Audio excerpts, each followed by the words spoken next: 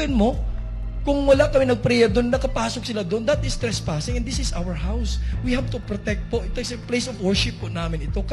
Ano pong kalaban-laban? Laban sa mga baril po ninyo. Isa lang po yung hampas niya, wala po kami kahit. Tapos sasabihin niyo po na kami pa yung aggressive, kami pa yung nanguna. Ano po yung laban namin? Kung makikita niyo sa pictures, sa videos, wala po talagang kalaban-laban. And then you will say, basic lang daw na mga equipment ng police ang dinala. Ano ba yung description ng basic, sir? Basic po ba yung may kanyon, may sniper, may bomba, mga kalibre, M14, M16, tsaka may mga magazine? Basic po ba yun, sir, ma'am? Ano po yung basic po sa inyo? Huwag naman po natin pagtapag kung ano yung tunay na nangyari kasi yung trauma experience po, hindi po basta-basta.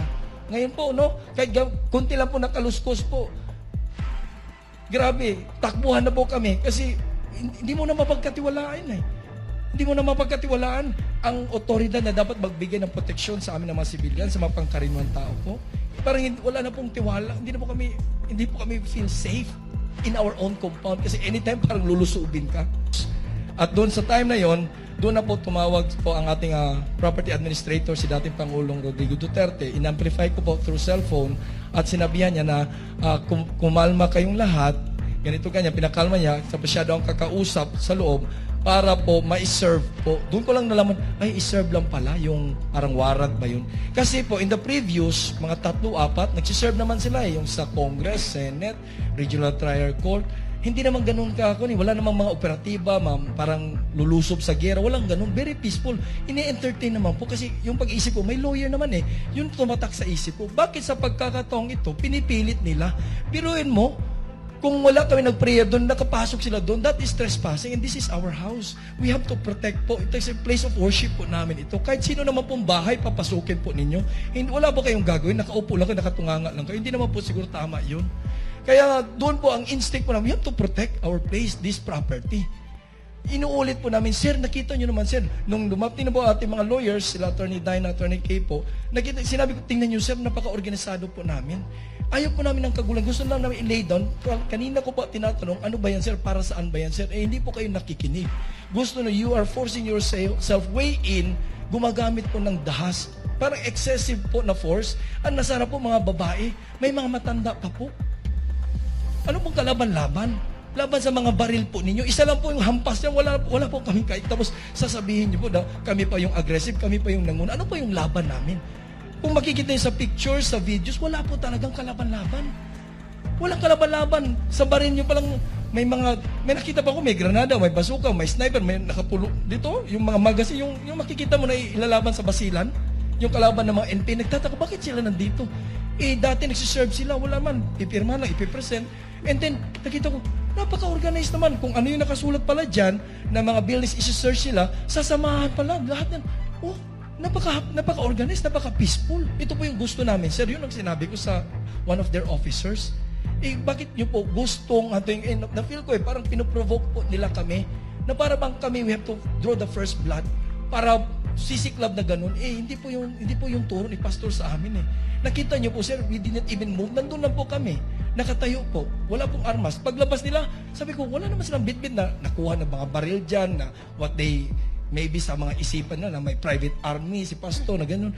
Wala naman. Ano bang implication?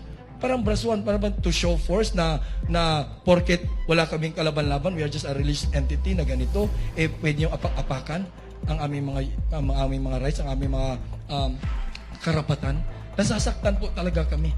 As if yung ating mga kapulisan, sa isip kasi namin, nandyan sila to protect the civilian, to serve and to protect yung tagline nila.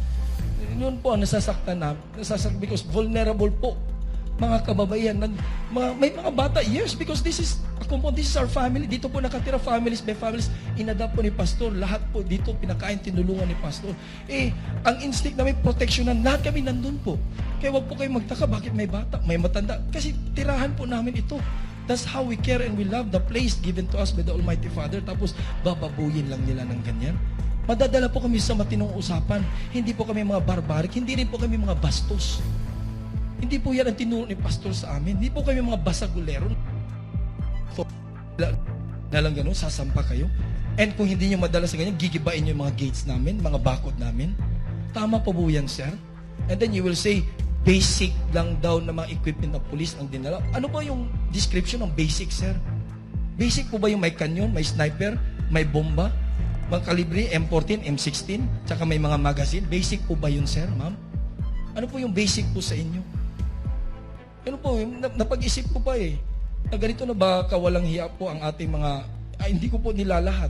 Pero mataas po yung emotion kasi nga, na-shock po kami Na-shock po talaga kami na ganito-ganito na lang ba tayo?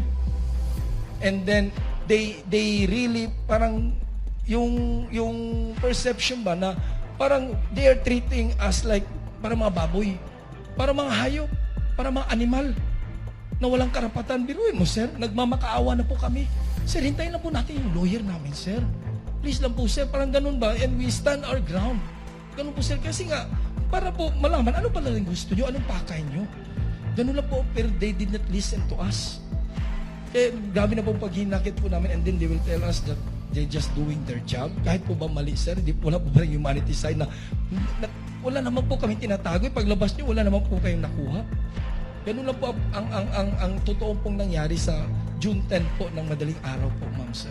So I do hope na by saying this and no, mabura naman po, wag naman po natin pagtapag kung ano yung tunay na nangyari kasi yung trauma experience po hindi po basta-basta.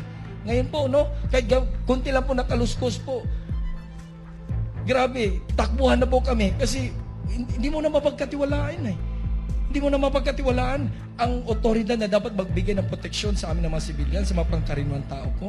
Parang wala na pong tiwala, hindi po kami feel safe in our own compound kasi anytime parang lulusubin ka.